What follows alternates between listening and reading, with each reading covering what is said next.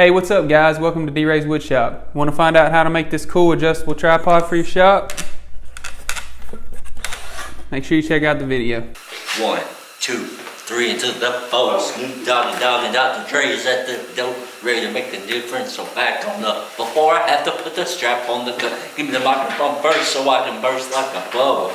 Compton and Long Beach together, now you know he's in trouble. It ain't nothing but a G thing. Two lows down, G's going crazy. Death Row is a label that Maybe pays me. Unfadable, so please don't try to phase me. Alright, what is up guys? I hope you enjoyed that little intro of my friend Brent. He comes over on day 2 and helps me out. What I'm doing here is I'm going to go ahead and cut all these pieces to length with the miter saw. I cut 2 to 10 1/4 inches, 4 to 13 1/4 inches, and then these last 2 here I cut to 16 1/4 inches. During this project I really found out how helpful that little arm is on the miter saw as far as holding the boards down, because I'm sure you've noticed by now my right arm is in a cast, which is also my primary arm, and this right here is just me struggling through trying to just write a simple measurement on a board. So kind of gave up on that and I was like, I'll just match them out. Here I pre-drilled all of the holes for each of the 2x4s for the little frame that goes on the bottom. Just made it a little easier on my part because I couldn't really hold the screw and drill it. And here you just see me drilling through that first board I had the holes in and into the next piece on the frame. Here I attach a small clamp. This is just because my arm's in a cast. I attach a small wood clamp to my bench so I have something to kind of push against to get the screws in, as I can't really pull with my right arm too much. And found out here my cast also makes for a great pencil holder, so that's where my pencils stayed most of the time. So here I put the first part of the frame on the bucket and measure down 1 inch on all the pieces, just using a square so I can ensure that each of the sides are going to be pretty close. Now these will move when you start to screw your screws in, so just continue there to each side you go onto using your square to ensure that all the measurements are correct. Here's a little time lapse. I figured I'd include that. I had a different shot, but you kind of see the struggles with the right arm here, and yeah, we'll get on to the next part. So once I had these, I used the wood clamps to install the second part of the frame that's going to go around. These are the 13 1/4 inch pieces and the 16.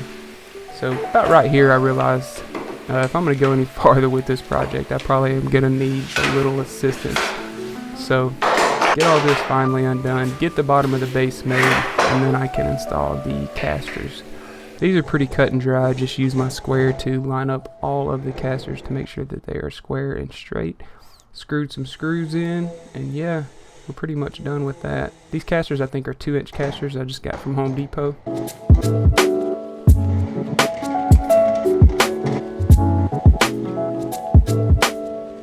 And then Brent comes to save the day. We got PB and D Jelly. We ended up getting a 10-foot pipe from Home Depot, cut it to length to fit my garage. This is a little jig Brent made to help, and then we started to pour the concrete. I did not get the Quikrete that sets pretty fast, so we did have to let this set for about 24 hours, and it was good to go. Alright, so while that sets, we decided on a final length of 12 inches for the main support that's going to move up and down the pole. We cut our walnut and pine to width and length on the miter and table saw. And right here I will say these cuts are going to depend on the size of your pipe. We went with 1 1/4 inch pipe, so just keep that in mind. Here I'm struggling with the table saw fence, and Brent cuts the pine outside that's going to sandwich the 2 walnut pieces together at the miter saw now. Cut those to a final width, and now we can sandwich all those together. You have 2 walnut pieces on one side. Your pipe will go in the middle, and then 1 walnut piece on the outside, and then the top piece of the pine fits on there nicely. We did install a few brad nails here just to hold everything in place so we could mark our lines for where we wanted our screws to be. This distance just depends on where you want them at. And we could square those across and move on to the drill press. We did countersink here just so it would be flush and better looking.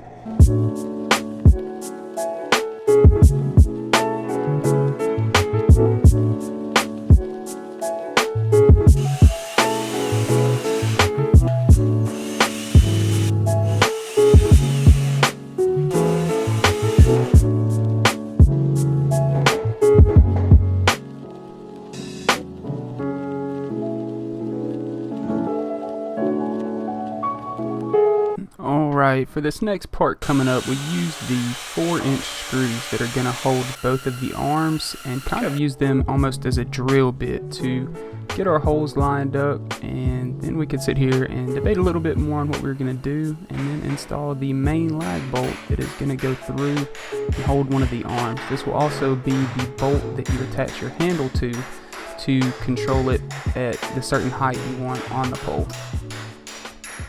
So please don't try to phase me. Alright, here we are cutting the arms that are going to attach to the assembly on the pole, as well as the other pole that is going to hold your camera. This length depends strictly on you. We went with 14 inches. Here, my other camera died, so I'm messing with my GoPro, and you can see right here the exact reason I'm really excited about this new camera stand. I get it mounted and everything, walk over, and then she decides she wants to video the other direction. Man, this thing's going to come in handy. Here we're just attaching each of the legs to the pole that will hold the camera.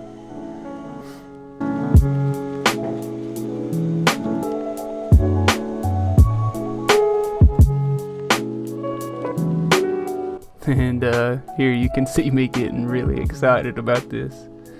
Project's really starting to come together. You can see how it's going to move, and I think both of us are really excited to try it out now. Still have a few loose ends to tie up though, but you can see the project coming together right here for sure.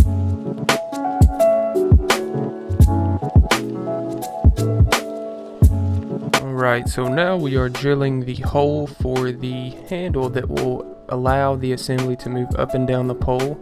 I want to include this picture because we did have to make a small pine wood piece to attach to the outside. I put the T-nut, or well, we forgot to put the T-nut on the inside of that walnut piece there, so kind of had to improvise and make another piece there, but no big deal. We ended up making a pine piece, attaching it, and you can see our excitement right here for that. It worked really well. Next up's the handle to control the up and down motion of the arms. Just one piece of walnut we made, whatever size you'd like, and a T-nut on the outside.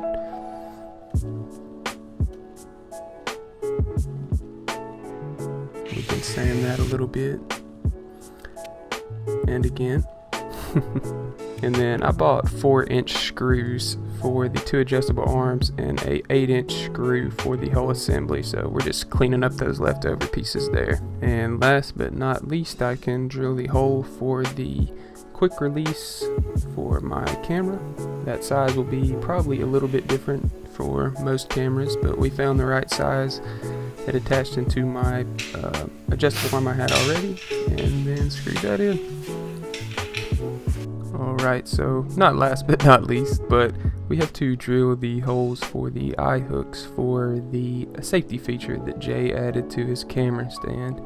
Now, instead of using a bungee cord here, we just found this paracord that had a locking pulley on it. So instead of it, you know, it still worked the same way, same safety features as Jay's had. But with this, we found that we could use the locking pulley to adjust it up as well. So you kind of have two features here. You have the one arm in the front, or the one handle in the front that can control the upward and down motion and, you know, solidly lock it in place. And then you also have the pulley here that you can attach. It will keep it from falling if it ever were to get loose.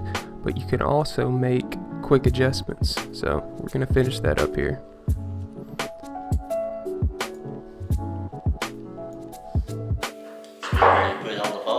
Alright, are you ready? Are we done? I think we got everything. It's almost like too much right now. Oh, we done all the stuff.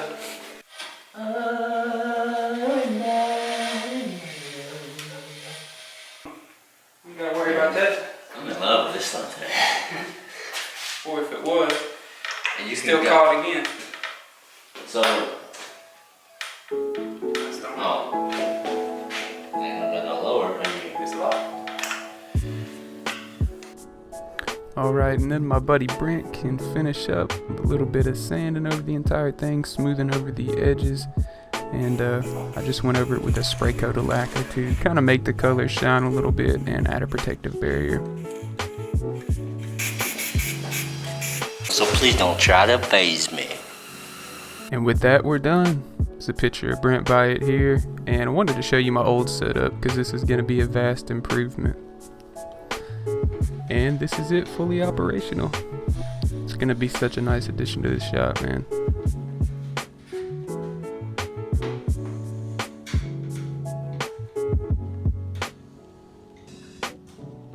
Alright guys, thank you so much for taking the time to check out the video. I hope you enjoyed it. I hope you learned something. If you did, stick around. Be sure to click that circle subscribe button on the left hand side and check out these other 2 videos over here to the right. I think you'll get some enjoyment out of those as well.